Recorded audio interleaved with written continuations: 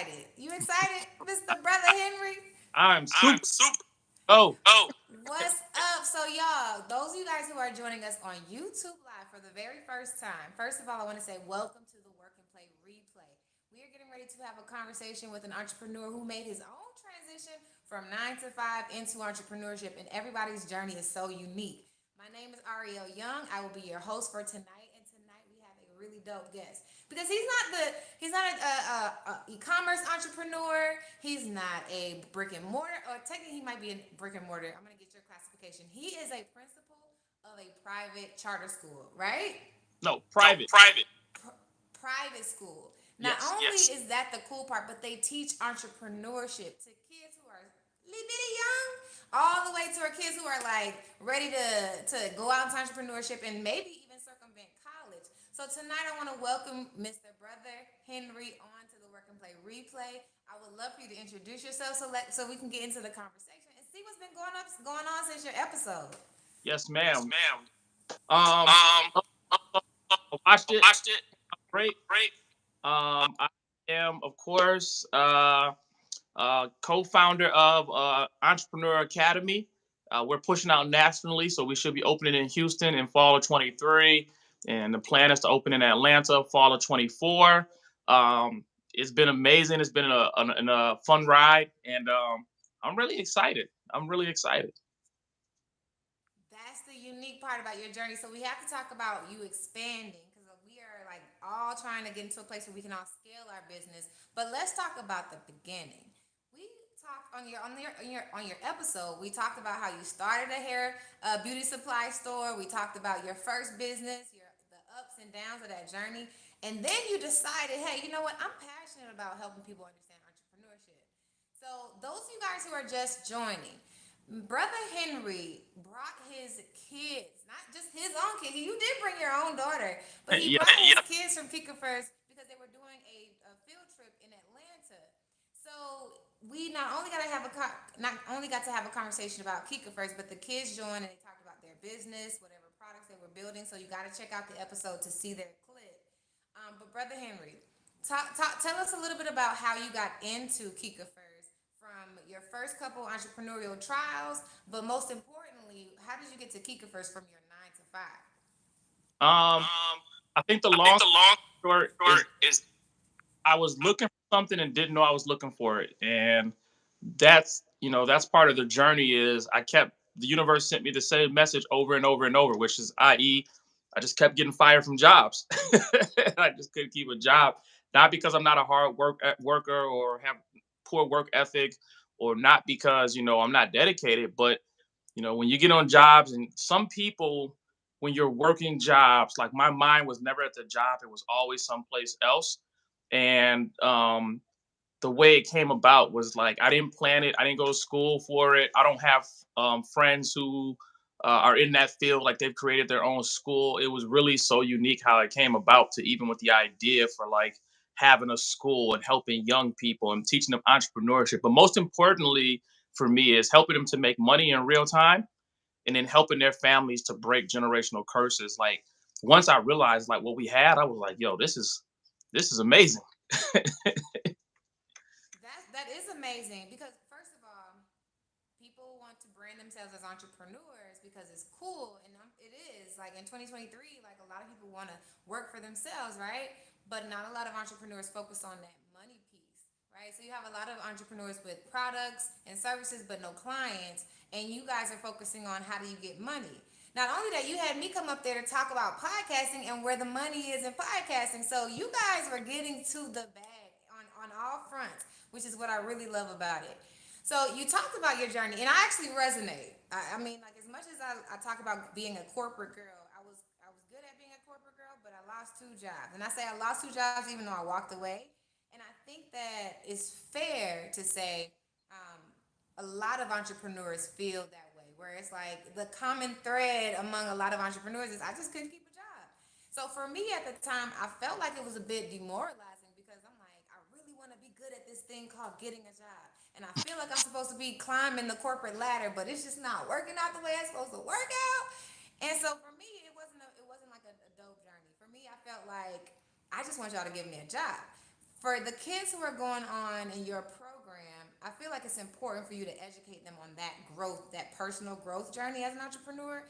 What do you guys do to talk about the personal growth, the personal development that it takes for a person to understand that you don't have to be down on yourself, you don't have to get a job, and you don't have to be an entrepreneur. But what type of personal development do you guys give the kids so that they build their confidence and they know their place in this world? That's great.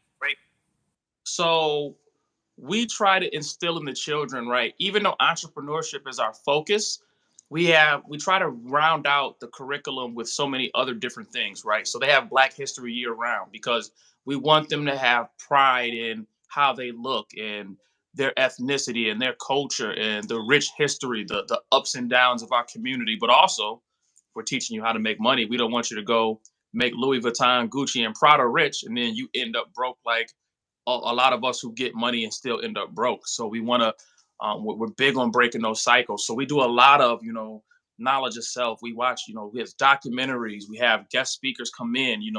We try to put them in tune with different schools of thought that are positive and surround our culture and have been good and have a track record of being good for our people. So um, we try to consistently feed them, but also one of the big things that we do is we want them to express themselves and learn critical thinking skills. So I don't impress on children my personal beliefs, right? I may say this is something that I've heard or this is something that I've read or this is something that I've seen. Let's discuss it. And as we go through it, children start breaking down. So most recently we watched the Died Suddenly documentary, and children had to write like a 4 or 5 page essay on the documentary, whether they believe it, don't believe it, pro, con, negative, good, bad. And then as a group, we come as in a collective, we go through it and we see critically, what's this, what's that. And so I think that helps I children. hate to interrupt you, but what's that about? What's the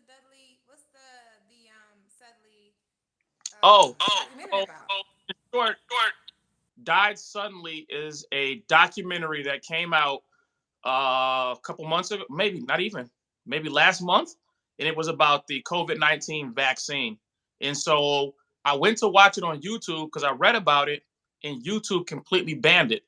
And so I was like, it made me more curious because somebody put up an episode, posted it, and was like, watch it now. YouTube's gonna take it down within a few hours.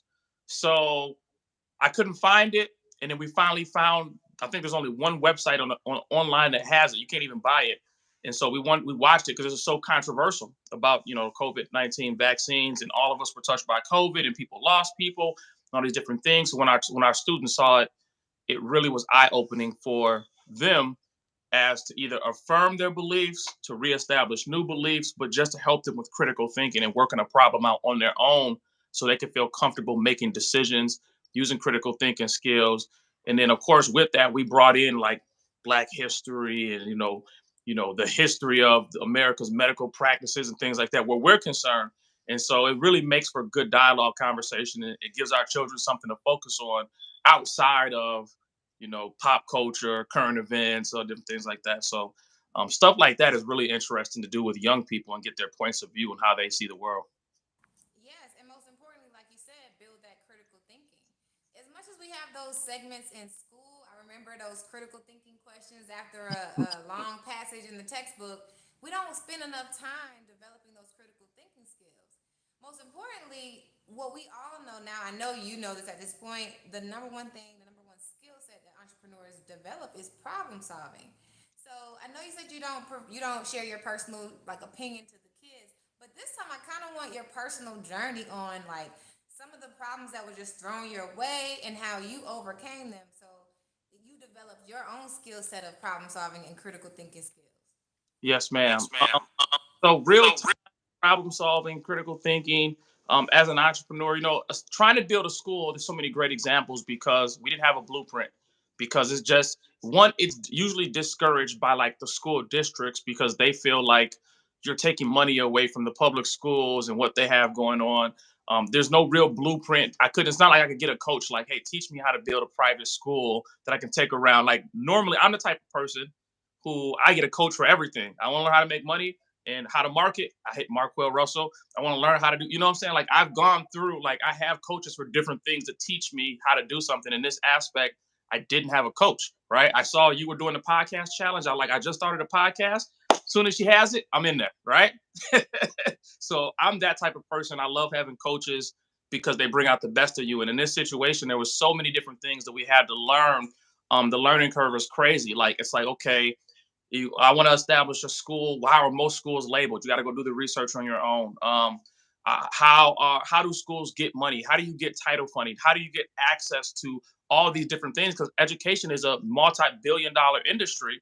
But in order to gain access and learn how to use the tools that are available to you and the resources, you really have to dig in and do a lot of deep problem solving. Like how much money per student do you get? Are they low income? Are they single household? Do they have their mother? What type of programs can we use to take children? Because mind you, children are coming in. They may be eighth grade, freshmen in high school, but they may be performing at a second grade, third grade level. Well, problem solving, critical thinking is how do we take this child who's 7, 8, 9 grades behind where they should be and establish an educational curriculum and a tutoring program to catch them up where they need to be within one year, 1.5 years. Like, how do we close that gap? So there's a lot of critical thinking that goes into that. But also, it shows you also if you can close that gap, it also shows you that you can teach that amount of information to a student when they're not that far behind. So it doesn't take 18 years to learn what we typically learn in public school. So if you bring your child in early, we can graduate your child by 13, by 14 years old from high school because we can close that gap down. And now, because we solved one problem, it showed us a solution to a problem we didn't even know. So it's been amazing figuring that out. Brother Henry, you hitting on a piece that is really, really, it's a hot topic in 2023. Education in general is gonna look different between AI, between, like you said, teaching, recognizing that you can teach the same concepts in a shorter period of time, and then for young people who are behind in reading and math and all of those things, they only get further, further, and further behind, so they're less interested in the traditional way there is to learn. I'm really, really curious about that part that you touched on, which is so I work with young people, and the disheartening thing is there can be young people who are 15, 16, and they don't know how to read. Like they read on a first grader level. Now, for like SAT scores and all that, and going to college, of course that's important. But as entrepreneurs, I'm like, you can't live life if you can't read. You can't get your driver's license if you can't read, much less become an entrepreneur. I'm really curious about how you guys are tackling those like education gaps, be it that you guys aren't necessarily, and I'm only deducing, so please correct me if I'm wrong, you guys aren't focused on pushing the SAT scores or the scores, you're more so thinking about real life application. How are you guys tackling some of those like learning disparities that really truly exist?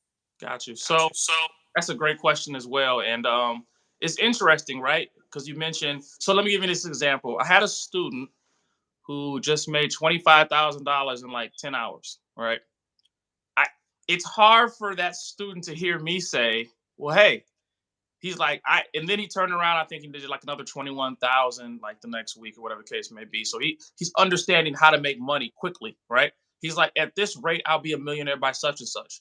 So then the question really becomes for somebody in that position, well, yes, college is good, but it's not for everybody. And my conversation to him was, listen, if you can continue to generate revenue at this way, you're going to have to learn. There's a whole new learning curve you're going to have to learn because you've been learning academically, but on entrepreneurship side, now you got to learn about taxes. Now you got to learn this between your CPA and your tax strategist. Now you got to learn how these things work because now you're playing in a different ball game. You're about to be 18, so that's a whole different learning curve for that students. But typically with most students when they come in, once you give a student an assessment, you have to really find what it is that that student wants and where that student's at in life. Like you can't diagnose a student based on academics alone. You got to look at other factors. Are both parents in a household? Are they in an abusive household? Does their family have money? Like, how does the child's appearance look when the child comes to school? Because their parents can tell you things. Are they bringing lunch to school? Are they eating? Do they look healthy?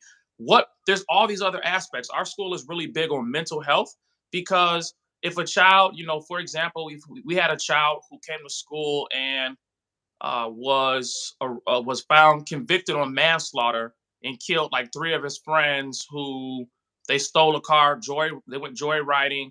The car hit a pole. The three friends in the car with the kid died. He was the only one who survived, and he survived with minimum damage. Like he had a few scratches, right? But now he's living with survivor's remorse, and he's coming from a broken home, and he has these other issues, and he's in a neighborhood where there's gang violence. So now those factors play a role in education. You can't just teach this child, 1 plus 1 equals 2. Now the child is like, who cares if 1 plus 1 equals 2? I'm trying to survive. And so one of the things that's really unique about the way we teach is that we try to provide living examples of relatability. And what I mean by that is, when I was in school, if I had a white female teacher who's not from where I'm from, chances are highly likely she's not going to understand the things I'm going through. But once children can see, wait a second, you went through this and you're here, and you give them examples in front of them, that completely changes the way academics is done. Because now you're not just showing them what the textbook says, you're showing them life in real time as it's happening. Right. And so that's key for us. Letting them see Black marriage. Like, it's when we ask them, how many married couples do you know that are Black that look like you? How many, That's good. how many people that like do you know? Do you have access to that you can call, touch, taste, smell? Which is why we bring in guest speakers all the time to help them build relationships with other successful people, no matter where they're at. So they have something to look at more than just a textbook telling them, whatever the textbook says about George Washington being a president. Who cares, right? George Washington is not helping me get my mom out of the neighborhood she's in, out of that house that should be shut down by the city. It's not stopping the crime and the dope in the neighborhood. So our children want to see in real time, real solutions, and then see how the education they're learning can be applied towards achieving those solutions. That's amazing. Thank you so much for going so deep into. You tell stories. I'm like, I love the fact that you answer the question in stories because, like, not only do I get a chance to hear some of the real life situations that you guys are fighting against in terms of education and lifestyle, but also the way in which young people are responding to a question like, listen, why do I need to learn how to read when I can make $25,000 through whatever the vehicle is legally? You know what I'm saying? Like, Absolutely. that's absolutely a real life example, and I appreciate you sharing that. Absolutely. I think about the fact that it might be different, a different way to look at it, because you talk heavily, and we talked about this on the podcast. You are the front and center. You're the marketing brand. You talk about not only the benefits, but you talk about the money in like building a school. So it's interesting. Like people don't look at building a school as a profitable endeavor because we're so focused on the impact. And there's a lot of impact there. Like everything that you just shared talks about the impact and the way that we can shift the way we look at education. But on the other side, in the same vein, we have this money conversation. So Hmm. when did you learn the revenue, right? The return on investment that you can get from building a school? So like most businesses, you have to be willing to sacrifice, right? So when we first started, in the beginning of starting the school, we didn't make any money, but we understood that the impact would grow our influence, and our influence would bring in the revenue, right? I think Napoleon Hill said, "The man who does more than he's paid to do will soon be paid more than what he does," right? And understanding that science, as long as you stay consistent and stay committed to the goal, which for us was building this school, impacting these children, these neighborhoods, these communities. When the money starts coming in, you start looking at things completely different. And so I tell people all the time, people come to me, I want to build a school, I want to build a school, but I don't have the money. So my answer, even though most people don't like it, is if you build the school, don't look for the money to build the school and the money will come. Right. And so like that is a real part of any successful business. The money comes when you're in the business, you have proof of concept, you're building, the business has impact, you're building influence. It's going to come. You're in a school situation. We don't look at, from the institution side, every student who goes to the school is a client, and so is their family. But now most families have more, at least two people or more. So now per client, you're touching a minimum of two people. So if you just had 10 children, you're at least touching 20 people. Those 20 people are at least going to tell one person, and now you're touching 30 people. And those people are at least going to tell one person, touching 40 people. So out of that, you can pull people, right? You want to sell maybe a shirt. Maybe you have books. All of our students have to publish books, right? Now they have books for sale, or maybe you have whatever it is. The revenue will begin to generate. On top of that, because you started this thing, you position yourself to learn how money works in the field of education. A lot of us we talk big on financial literacy, but when it comes to education, I've been able to hire people across the country, paying them very good money because we're understanding now how money works within education. What is it that we need? And we can go get the best trainers. We can go get entrepreneurs, and you find a way to now take the money. So say I can't afford REO, right? I want REO to come. I want to do this thing, but I can't afford her because she said 25,000 come to our school. I can't do it, but I wanted to come.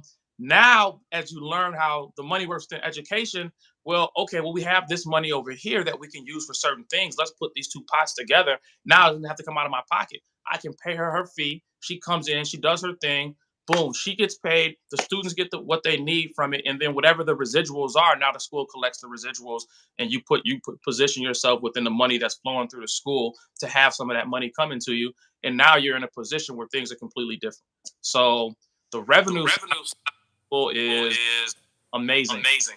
You say it again. You said what I caught was the influence. So break down your three buckets again. So you have impact. Mm-hmm. Make the impact. It will build your impact. And as you build your influence is what will bring you the revenue. Because as you're influencing people with the positive thing, people are going to support you. Even people that don't have children in the school. When I put out a filler one day. I said, "Hey, I got a student who needs a scholarship to our school. Can somebody help? We need to raise like $100." The first donation was like $1,000 to the school. So it's the influence that you have from doing something positive in the community and having results and having receipts and being consistent, having good character, and people know, okay, if I support this movement that I'm supporting is consistent. They're not somebody just trying to get the quick buck or the easy dollar, and they'll help. And then helping the children, it helps us. So Facts. You talked about the so one, that's a really dope concept. I love it because when I was getting my degree in social work, it's kind of the same, building they will come, except social workers don't think about getting to the money. You see the theme here? absolutely. But when it comes to, so for me, I didn't want to build a nonprofit. I wanted to build an LLC, right? Hmm. And so the way you talk about building a school and how you can get revenue from building a school kind of sounds like you're going down the business lane instead of a 501c3. How do you guys set up your business, right? So that you guys don't have to focus heavily on grants? Or is it still like 60/40? How do you guys supplement your income outside of parents who pay out of pocket or other revenue streams? It's funny that you asked. Oh, Russell just had this conversation. So okay, most schools, 99% of schools are going to be a 501c3 because you want to be able to buy stuff and get stuff tax free.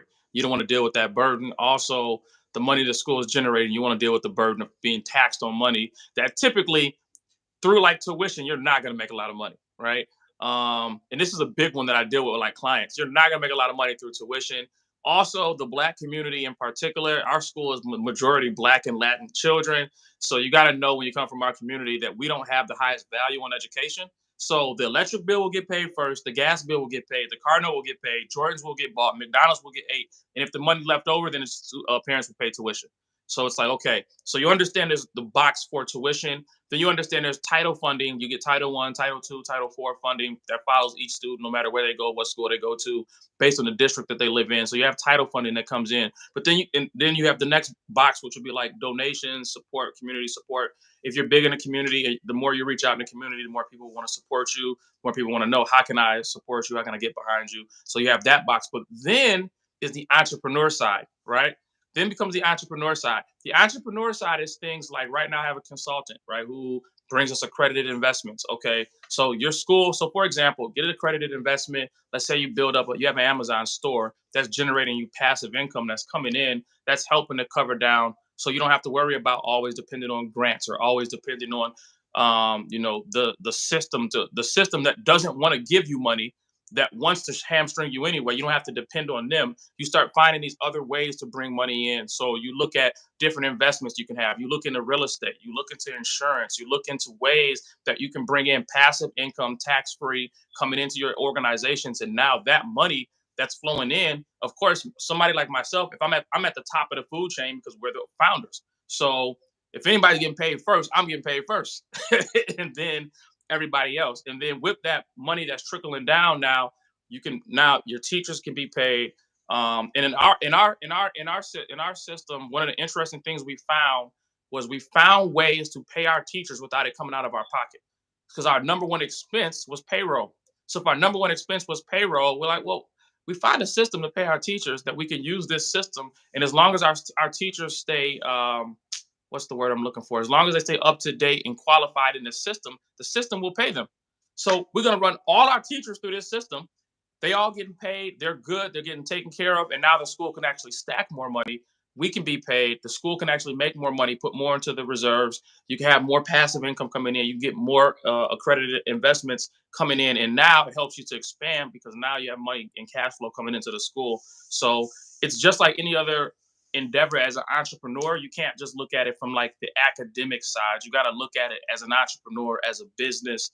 You got to be able to take that SWOT analysis from outside your business and look and see how is my business actually performing and what things do we need to do, what opportunities are there to help us grow, what strengths do we have, what weaknesses do we have, what threats are there to help us grow our business. So Yeah, it makes a lot of sense. You broke down merchandise, you broke down the visibility, you broke down even. I'm sure you guys have events. I'm curious. I think I know the answer to it, especially since the kids came on the show. Do the kids get to make money while they're in your program? absolutely. So Absolutely. So, the young brother I was telling you about, he made his 25,000 selling NFTs. So here's the crazy part. I don't know anything about NFTs. I literally told him, go on YouTube, look up as many videos as you can, find out about NFTs, how to sell them, how to make money, and come back to me. He went online. He was online for 10 hours. He started making NFTs for another few hours, came back to me like I just made 25,000. All I told him to do was go on YouTube. I still to this day don't know. He made an NFT for the school. He said, "Do you want to hold it or you want to sell it? I can sell it for about 9,000 right now and give it to the school, or I can hold this NFT and we can let it grow in value." I don't even know what an NFT is. I mean, I do non-fungible token, but I don't. Right? So that's not my lane. That's not my thing. So I'm not. I don't know what he knows and what he learned, but he was able to learn that. But let me stop you though, because we undermine the influence that we have over young people. Because all you had to do is tell him to go to YouTube, research a couple of things, and he went and did it himself. That's a scrappiness that is sometimes it's innate in entrepreneurs. So you know who's going to be successful as an entrepreneur, and you kind of know who's going to be better as a 9 to 5er because the simplest thing you tell him go to YouTube real quick, and then he decided to go and learn and make good money and teach you about NFTs. That's the world we want to live in. Absolutely, Absolutely. absolutely. Absolutely. His His younger, younger.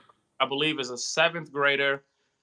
He was like, "Hey, I love playing video games. What should I do?" I said, "Well, get your Twitch, have your social medias running, stream your stuff, sell your book that you got while you're there." So he came back. He's like, "Yo, I'm making $800 on the weekends playing video games. I'm loving it. I want to pick up a corporate sponsor." And I'm like, "Wow!" And their mother's like, "Y'all got to pay tuition, like, y'all banking. You got to pay tuition." And so, Listen, take that load off of me real quick, son. right, right, Right, right. right, right. Hey, it sounds like your kids are learning to be successful and active citizens very early, and that's what's coming out of what it is that you do. I'll be honest, when you don't think about schools from a entrepreneurial perspective, you're like, okay, so how do you make money from a school? And it just seems so off to like see that there's revenue in it, right? But then you're launching one in Dallas. Soon you'll be launching one in Atlanta. So there's obviously something working in the system. It's just that a lot of people don't know yet. So I really think that is really cool that you're like leading the charge there. Also changing the face actively as principal with the kids, because those are real life scenarios that you have to cultivate. Otherwise, they get thrown to the streets. And maybe not all your kids are at the street in the streets, but like you said, some of them coming from like bad homes, not bad homes, but not non-traditional homes, traditional Hmm. home situations that don't necessarily yield the best results when it comes to learning, right? So I think it's really dope that you break it down so well. I had some questions and you answered them, especially when it comes to like how do you guys not rely heavily on grants like that? You broke it down so thoroughly. I want to um, know about you guys' values. you said what was that? Your values. I want to know about you guys' values. I don't think I asked you guys this on the podcast, and I think this will be a really good one to kind of leave off on a high note, which is like, what are some of the Kikifers values, and how do you guys consistently instill those in the young people as they grow into entrepreneurship? Okay. That one thing that's really important to me and my wife when we founded the school is that we had businesses, right? Like we had products, we had beauty supply store, we had different things, right? And a lot of times in our community, we have businesses, but we don't have institutions. And so one of the things that's important is that you can't govern without institutions. There's a difference for me. Having a beauty supply store is about me. 'Cause yes, I'm offering a service to the community. I'm offering a product. I'm selling women hair. I'm selling products. Maybe we have clothing, purses, and things. But it's about me getting rich, and I can hire a few people. I can even open up another store and have multiple stores hiring people. But that's about me. In institutions, the four major institutions that govern that we need are schools, of course, and within education and curriculum building, finance, economics, banking, agriculture, grocery stores, and of course, hospitals, clinics, medical in those fields. So those four institutions are about governance. It's bigger than just enriching myself. So I'm not crazy. I understand money makes the world go round. And I want to live comfortable like everybody else wants to live comfortable. I love traveling. I love going on vacation. I love buying nice things. So I'm not taking away from that aspect, but I'm also saying how much better could I make the world if I create institutions? And so one of the things we're big on with our children is find a way to take your talent, your skill, your blessing, your gift from God and build institutions because an institution will outlive you. If I have a beauty supply store, it may outlive me. That's fine. Somebody may take it over, but the legacy of my beauty supply store 100 years from now is not the same as building an institution. When you think about colleges and universities and these different schools with all these different names, those institutions far outlive the person they're named after or the person who founded them. And so one of the big values for us is to work for something bigger than yourself. It's not just about you. It's about you owe your parents. Even if all your parents did was bring you into this world, and then your parents was dope fiends and they got divorced and they were strung out and they did all those things. They brought you here. You owe them a debt of gratitude, and so it's always about working for something bigger than yourself. I, Along the way, know I know I want you to continue talking about your values, but that's a big one. yes, Like, man. I don't think that a lot of, honestly, I was just having a conversation and we were talking about in order to first get a child to get out of their situation, right? To tap into something, a skill set or a mindset that they don't already have, you have to acknowledge that they've been programmed, right? And so to get them out of that programming, you have to create programs to reprogram someone else's mind, something that is just as powerful as these institutions that are like really, really good at training us at a certain program. They put a little chip in there. You might as well just download whatever they want us to learn. But you just took it a step further, which is institutionalized. From our perspective, we know that word institutionalization from a very negative perspective. So we're Absolutely. like, oh, I don't want to create any institutions because of that trauma that exists around institutions. But I 100% agree with, in order for you to be able to create lasting impact, right? Something that lives on beyond you, as you mentioned, you have to come up with a program, a system, and you have to be able to scale it in an institution that looks like what you want it to look like. I Right. think in the morning meetup we were reading the one thing, and the entrepreneur was talking about in his own personal journey. Once he started to make a couple million, he realized he could no longer think from a solo entrepreneur perspective, and he was torn because he was so used to being scrappy and no organization and kind of just doing things all over the place. And he's like, I realized I had to hire somebody so that they can make this thing corporate, and he was so torn. That's so Yeah. real that you guys talk about that from a foundational value. So I had to stop you there, but please continue. Oh, yes, ma'am. It just is that.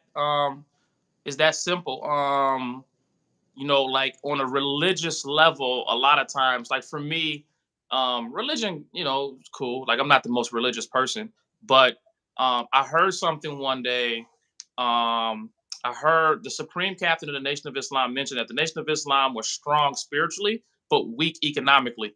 And it drove me. And I was like, here's all these people that changed their life. They stopped using drugs, they stopped doing all these things, but it benefits them. It doesn't necessarily benefit the whole. If I stop using drugs, it doesn't benefit the whole. It benefits me, right? If I start eating properly, it doesn't benefit the whole, it benefits me. And so it made me think the two things that need to be done is that economics needs to be involved, but also institutions need to be involved so that you can affect more people on a bigger level, on a massive level. And if you can ingrain that into children and they begin to ingrain that, then we can go from having hoods to neighborhoods because there's a difference. The hood misses the neighbor. So Come on. we don't see it as the hood. We need to turn our neighborhoods, and we can get it in our neighborhoods. Absolutely. Those of you guys who are just joining, we are here with Principal Brother Henry, the principal of Kikifers Academy. It's a really, really dope, amazing school. I got a chance to talk to the young people. They are amazing. They're already getting money as entrepreneurs, and I cannot wait to see the impact that you have year over year, decade after decade, right? Like, come on, let's be real. So, before we get out of here, I know there's a couple questions that people might have. One, how can they work with you? Two, how can they start their own school? Three, maybe they want to work in your school. Four, hey, how can my student actually come into your school? So if you would please help us understand how can they get connected with you, how can they find you? And by the way, go check out the full episode of the Work and Play podcast, Entrepreneur's Passion and Vision, because we got a chance to hear everything from Brother Henry. But before we get out of here, please, Brother Henry, would you tell us how can we work with you, find you, and how can our young people work with you? All the good things. Yes, ma'am. You can find the easiest way to do all of the above, take you to all websites and everything, all the emails and everything, is just go to my school's website, kikifersacademy.org, and everything is there. You can contact me. You can find all the other websites that we have. You can find all the other information. Everything's under kikifersacademy.org. And if, we have virtual, and it's interesting. My virtual school right now is whooping my in-person school academically. My virtual students are showing out. And so during COVID, there was this thing like virtual school showed that all these children across the country lost almost 2 years of education because they said virtual schools don't work. But our virtual school is outperforming our in-person school by, it's not even close. Like they're so far ahead that they started doing stuff like, we're going to have all our work done by Wednesday. We're going to only start doing school Monday through Wednesday because Thursday maybe we'll come in and score, but we're done. Like they're advancing. I have a little girl I'm so proud of. She's in California, and she, academic wise, she's supposed to be in second grade this year. She's already like into halfway through fifth grade. Like the students are showing out, and so I'm just proud. Shout out to them. But yeah, everything's on kikifersacademy.org. You can go. Awesome. So that means students from all over the U.S. can join. They don't have to be in your city. Yes, man. We have currently in Houston, Detroit, um, California, Austin, Texas, Chicago. Like it's wherever you're at, you can join virtually. The one thing that I'm working on right now is I know we have to have a West Coast school because my po baby out in California, when we get on at 8 o'clock, it's 6 her time, so she don't even get on till 10 o'clock, which is 8 her time, and then she's usually in school about 2 hours a day, and at 2 hours a day, she's about 2.5 grades ahead of where she should be at 2 hours a day. So any parent who's willing to invest in their child, which is the best investment you can make. If you're willing to invest in your child can become and do anything as long as you, as the parent, give your child. Just give them 30 minutes a day. That's it. Give them 30 minutes a day. Brother Henry, thank you so much for coming on the Work and Play podcast. Thank you for sharing your journey. Thank you for giving us an example of what it looks like to go from 9 to 5 to entrepreneur to principle of entrepreneurship. Like all of that is amazing. Your journey is amazing. I cannot thank you enough. Oh, Thank- also thank you for having me at your school. It was really dope speaking. Like that was amazing. But before we get out of here, do you you have any final words? I want to give you the last words before we hop off. I just wanted to thank you for the everything. You've been a great, amazing host, and I'm excited. I can't wait till next time we pop back out to Atlanta. And I know Marquella's coming out here. I think next month. Is it next month? I think next month. But I can't wait till we bring students back to Atlanta. I definitely want to bring more students to you and just give you some of our best performing students. And yeah, so I'm excited. I can't wait. And if they want to start a podcast, you know I'm the one, okay? So, Got thank you so much, Brother Henry. I'm going to hop off. Those of you guys who are joining, please connect with Brother Henry. If you just want to continue, stay connected with his journey, or if you want to work with him, hit him up at kikifersacademy.org, right? Yes, ma'am. Yes, ma'am. And you guys can get connected. Until next time, I will see y'all for the next episode of the Work and Play podcast. Peace out.